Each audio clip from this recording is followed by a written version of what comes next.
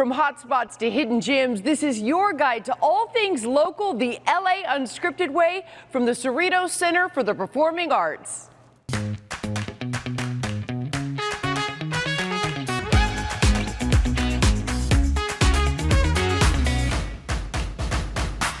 Shakespeare plays and Broadway tunes, rock legends and hip-hop queens. This 6,000 square foot theater has been bringing entertainment fans to their feet and shouting bravo since 1993. More theater, less drama, right? Hi everyone, I'm Dana Devin, and for the next half an hour, we are raising the curtain on state-of-the-art SoCal stars. First to take center stage, lights up on the innovative talk of the town, Cerritos Center for the Performing Arts.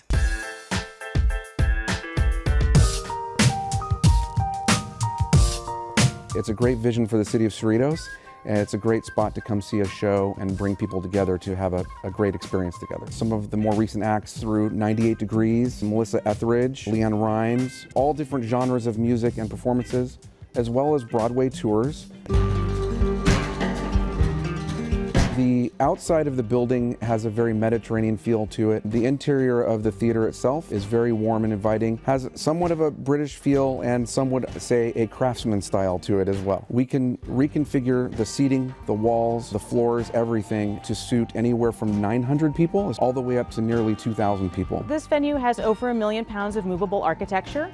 It's one of the few in the world that has the level of flexibility that it does. Everything in it moves except for the balcony seating. So all of the orchestra, all of the box seats, the seating, there's some seating behind the stage. We can go into an in-the-round configuration. So when you walk into the building, just know that everything that you see that's not a balcony moves. One of the things that the patrons and the artists really enjoy about it is the feeling of intimacy. Even if you're in what would be the farthest seat from the stage, it still feels like you're very close to the stage. This is an extraordinary lobby. Tell me about this staircase. This staircase is one of the prominent features for the facility. It is central to the entire venue. You can get to any floor from this grand staircase. We have a lot of weddings in the venue, and the brides love to walk down the staircase and pose right here for a photo with all of their guests in attendance. And their train right behind them, of course. Exactly. Beautiful. We do rent the theater if that's something that people are interested in. We have a ballroom that's 5,000 square feet, so we frequently do parties, birthday parties, quinceañeras, bar mitzvahs. We'll do weddings in the lobby and the reception in the ballroom. When the building first opened, we had the idea of having all of the artists come through signing tiles. Okay. On the outside of the building, tiles are a prominent architectural feature. Okay. So we grabbed a box of tiles and said, here, sign. So Frank Sinatra, who opened the building, was our first signature. The very first one, January 1993. We are fortunate enough, I should say, to have the first 10 years of artists on display throughout the third floor of the lobby. Oh my God, this is amazing. Kenny Rogers, Gladys Knight. This is amazing. Lynn Redgrave, Henry Mancini, Royal Shakespeare Company. If I could direct your attention over here. Whitney Houston, amazing. And what a beautiful signature. Cerritos Center for the Performing Arts is centrally located on the border of Los Angeles and Orange counties. It is a wonderful venue to see a show. No matter what ticket you buy, you will have a first-class experience. We offer free parking very close to the front door. So when you see a show, you're virtually guaranteed to have a wonderful experience and a great seat and a great view.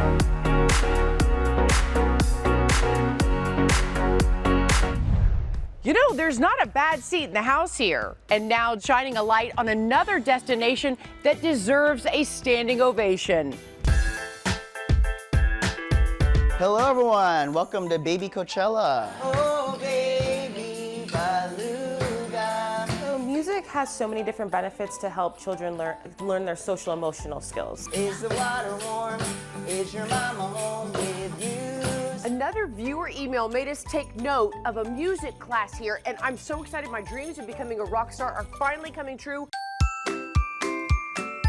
Hi, my name is Marcia, and I'm the founder and CEO of Minibop. Okay, you know how much we love viewer email on LA Unscripted. Well, your husband wrote into us about your class, and I have to read this. Hi there, I'm Ben, big fan of LA Unscripted. Minibop is a Glassell Park-based education company that uses the power of music to make learning fun and interesting. The founder CEO is Marcia Smith, my wife. and she's truly incredible. What do you think? He's really sweet. He did not tell me he was doing that. Really? No.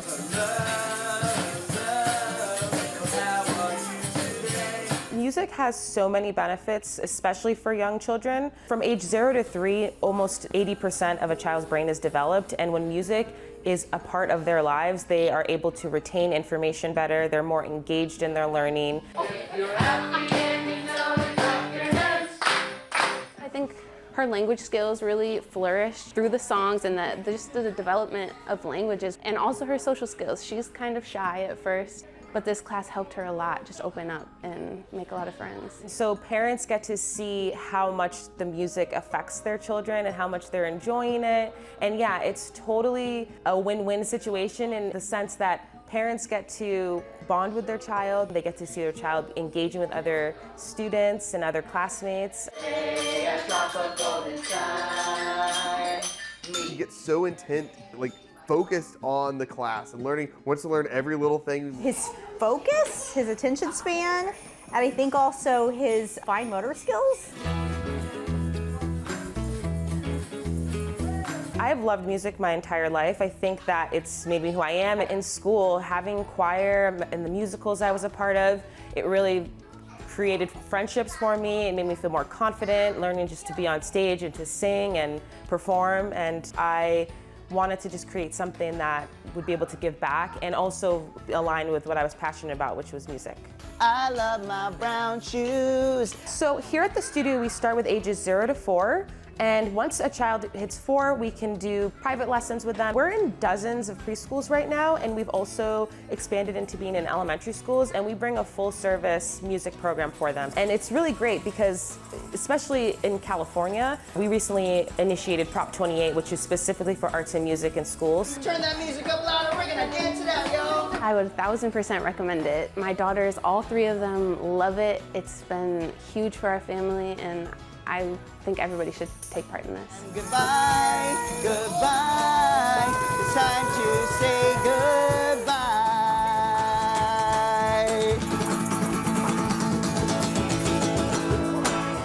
Good job, everyone. Everyone from Frank Sinatra to Whitney Houston, Clint Black, and the Beach Boys have performed here. Now let's see what one of our biggest stars, Olivia de Bortoli, is up to. Welcome to Will Gear's Theatricum Botanicum. Romeo, Romeo, wherefore art thou Romeo? Live Shakespeare under the canopy of the Topanga trees. There's nothing better. Having theater, I think, is so important because it puts people together. They can have conversations that they wouldn't have had if they're at home on a Zoom.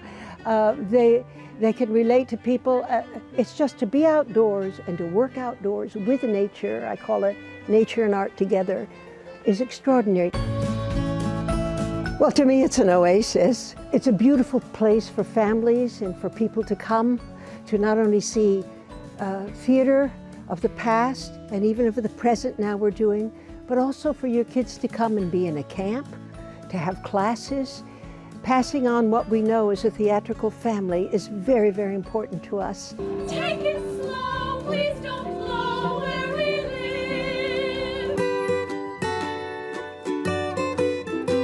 live. My father was ostracized because of his political beliefs.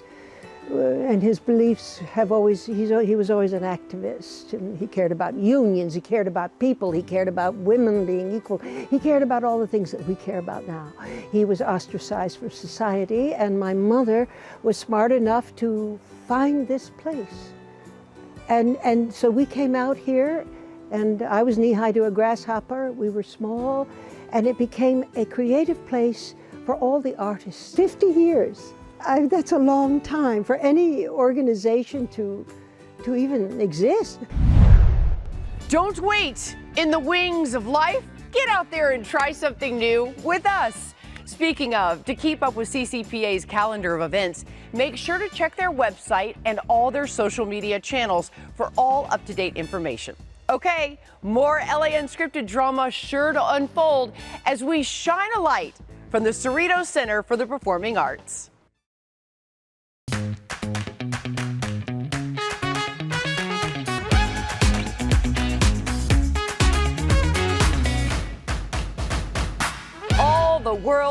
stage. Welcome back to LA Unscripted. I'm Dana Devin, and today we are hitting our marks at the award-winning Cerritos Center for the Performing Arts. From comedy to classics, the lineups have been legendary for more than 30 years. So make sure to follow them and us. And now, from one drama queen to another, let's check in with the rest of the crew. The TJ Martell Foundation is bringing the music community together once again to cure cancer during their 16th annual LA Wine Dinner. The TJ Martell LA Wine Dinner is a gathering of music business executives and professionals come together to help raise money to fight cancer, fund research for treatment, and just basically really just fight cancer. This is our 16th annual. We took a little pause, but we're right back at it to get cutting edge research going for cancer and to stop it. And we all want to eradicate cancer. Nobody here in this room or in this entire space has not been affected by cancer in some way, whether it be them directly, their family. You know, we've all lost people because of it. So doing this is our way of giving back. I'm wearing a pin in honor of my brother, who I lost in 2018 to cancer. I lost both my parents to leukemia, which is the same disease that took TJ Martell's life. The origin story in brief for TJ Martell is Tony Martell was a record executive in the 70s, and he lost his son, TJ Martell, to leukemia, and they didn't have any treatment for leukemia back then. He was gone in about a year. On his deathbed, he asked his father, would he raise $1 million after he died to help other children so they didn't have to go through this. And from that, we've raised over $280 million for cancer research. We fund 9 NCI designated hospitals, the top cancer hospitals in the country. We fund research at City of Hope. We fund research at Children's Hospital Los Angeles, so it hits home here. This is the fastest selling event in the TJ Martell Foundation calendar. It raises the most money of any event other than the gala, and it's really a highlight of the year and is the kind of keystone event in Los Angeles for the foundation. I've been coming for about 11 years to the TJ Martell wine event. Well, the food's incredible, always, and the people have a lot of great stories, and of course there's wine. So, and then when the wine starts flowing, then the auction starts, and then it gets crazy. There's a really fun auction, a live auction, there's a fun silent auction, and then there's an amazing social component here where people get to gather with friends and they go to tables and share wine.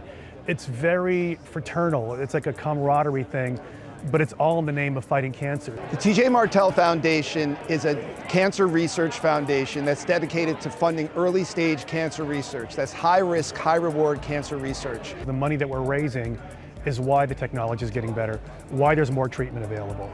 So we have events in various cities, LA, New York, Nashville, Atlanta, Houston. They're all over, different galas, wine dinners, what have you. There's tons of events, and they happen all over because we help people all over. The relationships are national, so if anybody needs it anywhere in the US, we're there for them.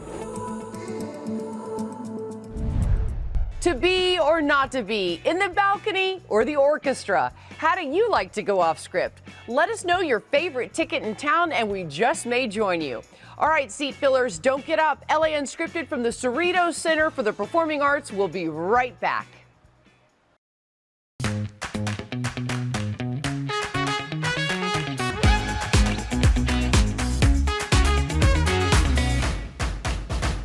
Places, everybody, places. Welcome back to LA Unscripted. It has been a showstopper so far, and now consider this your cue to change scenes.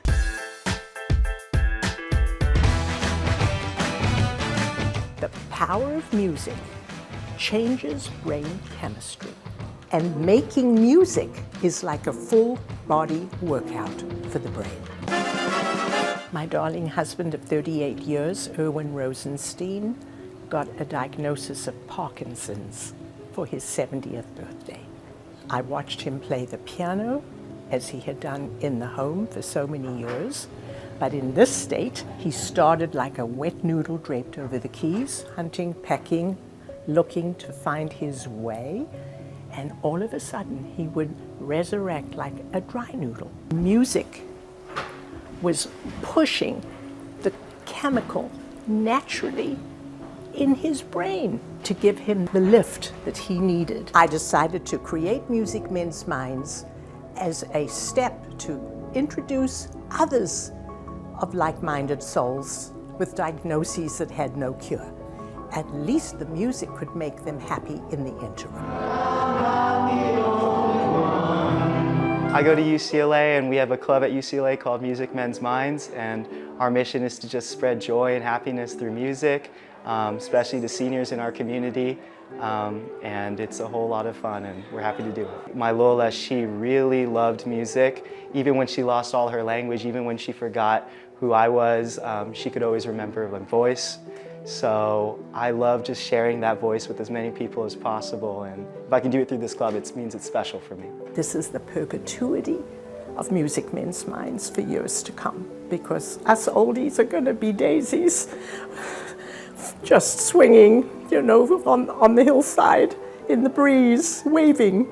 And so these students now are going to assure me of the perpetuity of Music Men's Minds.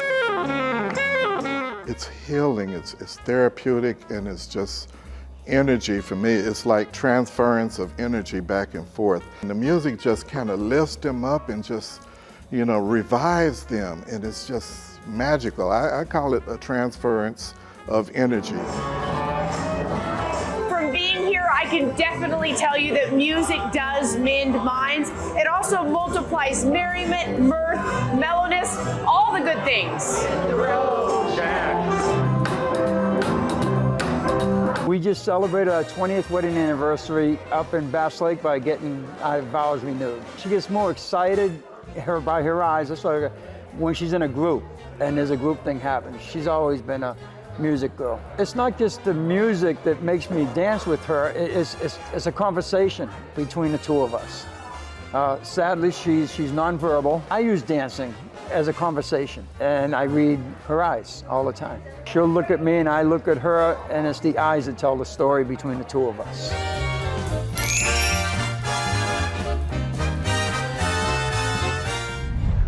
Did you know it's theater taboo to say Macbeth? Shh, it's a long-time superstition where actors believe if you say it, the show will be cursed. Okay, mum on the M word. And now the show must go on.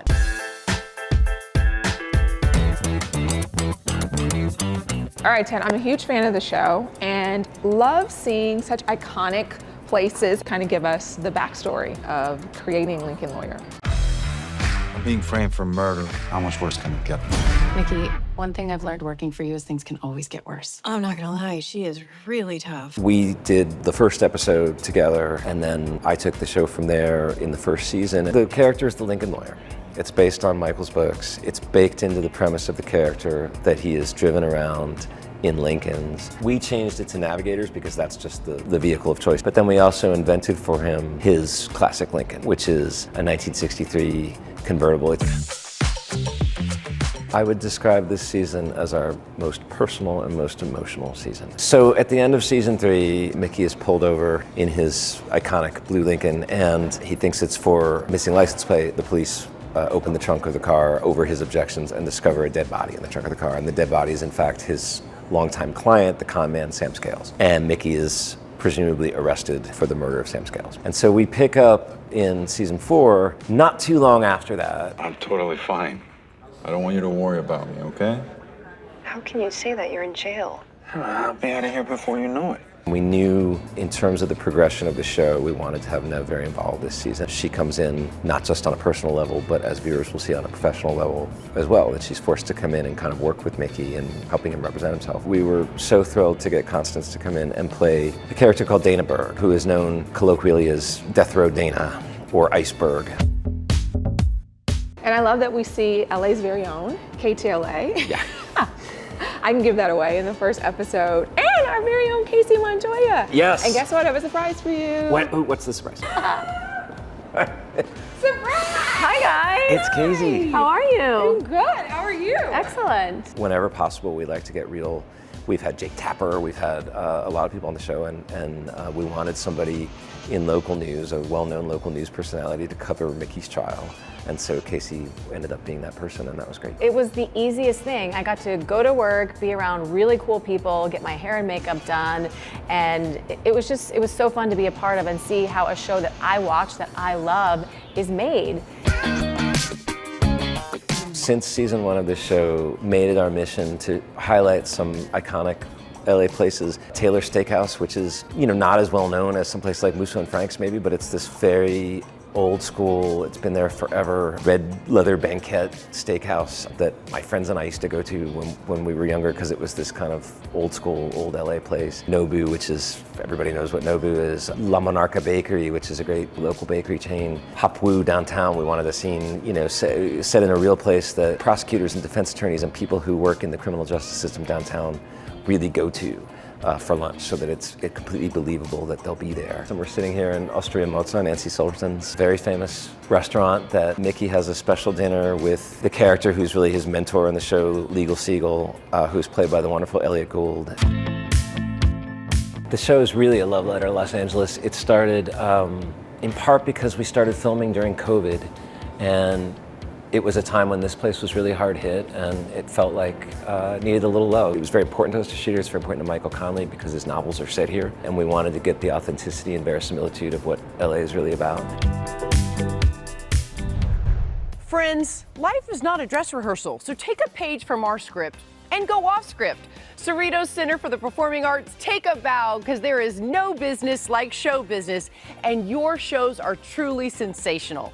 Thank you so much for letting us take our show on the road. Where will we be next? You never know. We'll see you next time, everybody. Mwah!